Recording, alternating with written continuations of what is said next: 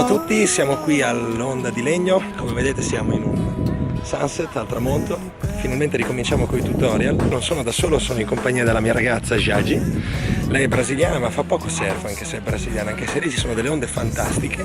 Questa nuova manovra che vi insegno è il floater con un movimento di climb the foam, cioè scala la schiuma. Nel surf il floater è una manovra che solitamente si esegue quando una sezione dell'onda ti sta franando davanti e a scelta puoi passarla o con un bottom turn oppure se proprio ti trovi in alto e l'onda ti frana davanti puoi cercare di scalare la schiuma oppure anticipare alla caduta della sezione andando a galleggiare sopra di questa. Nello skateboard, non quindi in questo surf skate ma proprio nello skateboard tradizionale, corrisponderebbe al grind, a grindare un rail, un muretto eccetera, e anche la situazione di equilibrio con cui si svolge questa manovra corrisponde a quella dello skateboard nel grind.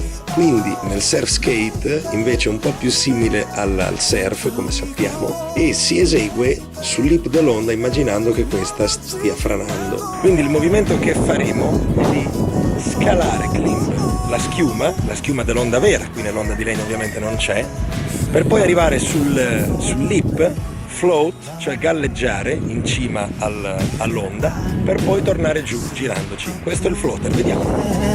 눈에 안 보이면 무슨 일 있는 건 아닐까 걱정돼. 줄 수 있을 만큼만 사랑을 줘요. 줄 수 있을 만큼만 기쁨을 줘요. 너무 과하지도 않게 부담 주지 않게. Lay back, lay back, lay back.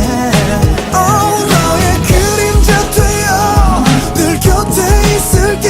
넌 내 옆에 딱 붙어 누가 봐도 부럽게. Yeah. 꿈속에서도 난 너만 그려.